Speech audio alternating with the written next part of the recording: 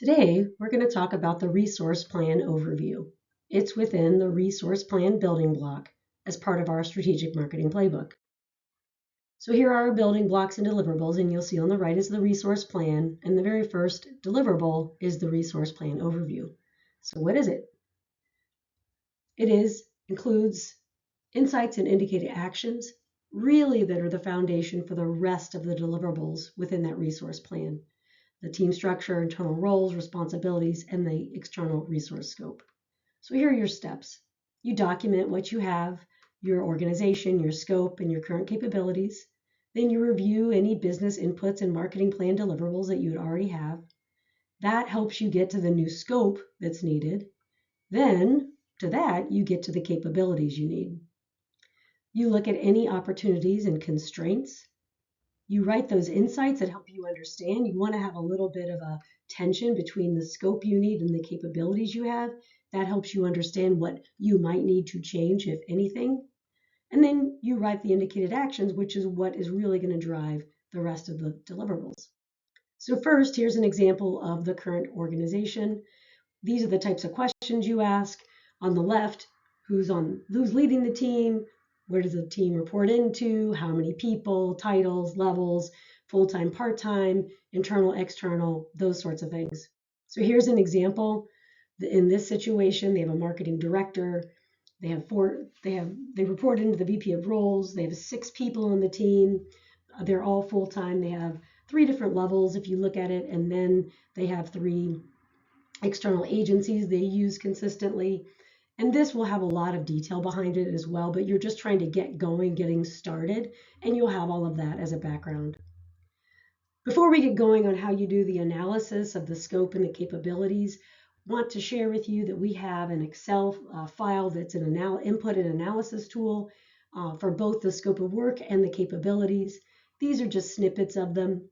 They're super straightforward. With every category, you'll see specific activities or specific types of things, and you go through those and you answer them. And I'll walk you through how to do that, both for the current and the new or the needed.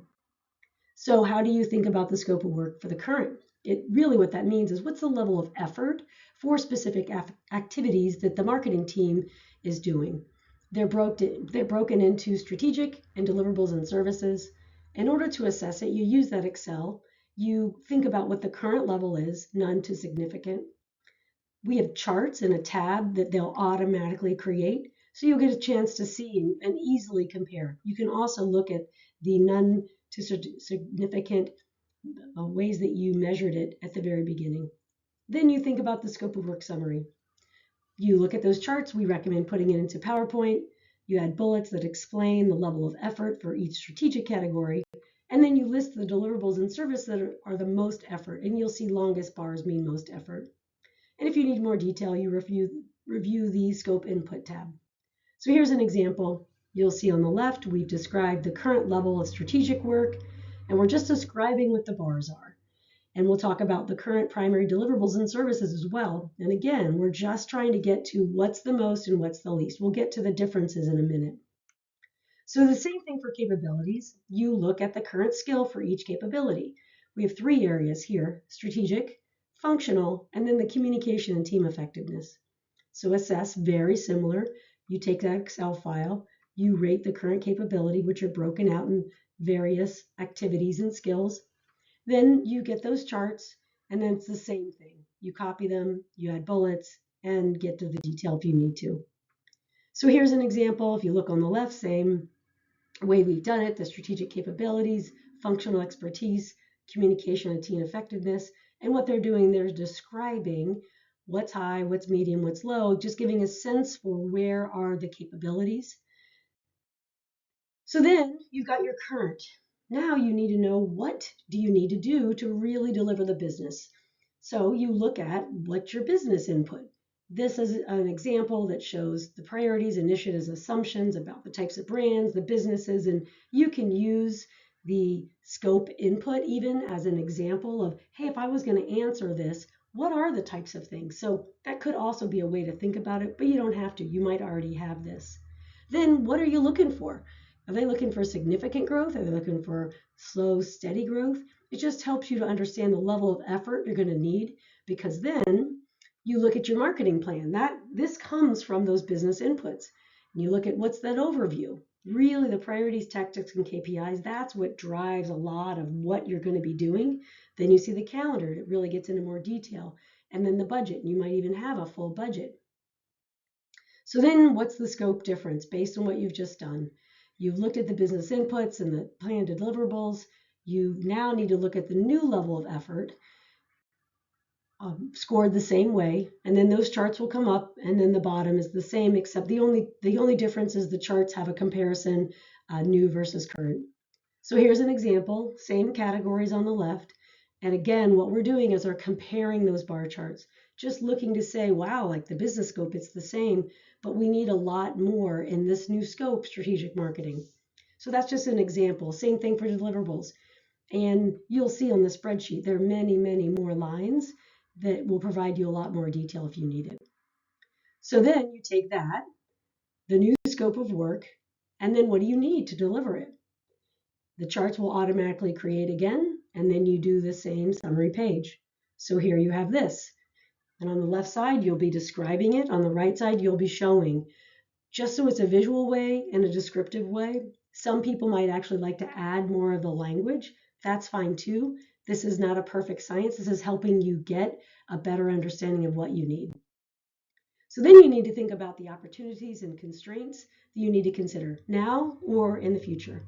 Some things might include the budget, the focus of the organization, how aligned the organization is on those business inputs, what the marketing influence is in the organization, any training and development, anything about the job or where you are or working conditions that may help or hurt, and then anything else that you think of. There are lots and lots of things. These are one of the main ones we've used. So here's an example. Opportunities, talk about a small team. There is a commitment to the marketing team. They are working on a strategic plan, and they have a new marketing leader. Some other things to think about. They have a lot of new capabilities they need. They haven't had a lot of focus, so it might be hard for that change. And finding people where they are might be hard. So then the resource plan overview, this is how it lays out. You get the insights, as I mentioned, anything about the current organization structure, the scope, capabilities, opportunities, constraints that have to be considered. And as I said, you're looking for a little bit of tension, like, well, wait a second, you've got this, but you don't have that. Or what are the biggest gaps? That's really what you're trying to come through here. And then based on those, what could be done to address the insight? And think about it this way, is whatever those indicated actions are going to directly impact the rest of the deliverables in this building block.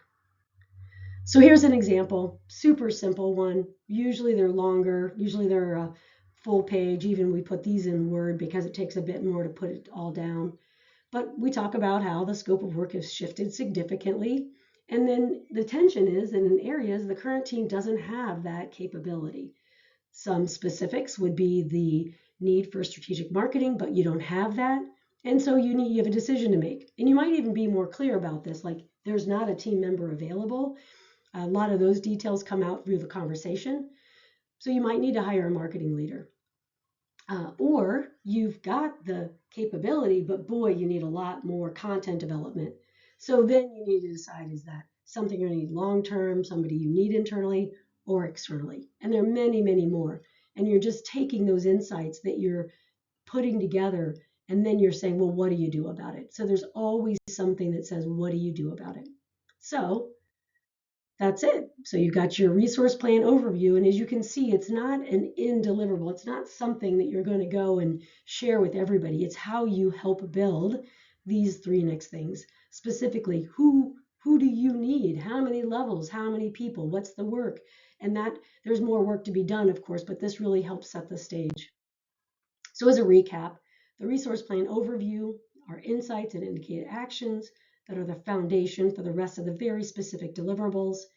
You document what you have, you get your business inputs and marketing plan deliverables, you define the new scope and what capabilities you need, you think about opportunities and constraints, you get those insights that have a little bit of tension in them, and then you have your indicated actions. So that's it. We hope it helps. There'll be tools, and we're here to help at any time as well. Thank you so much.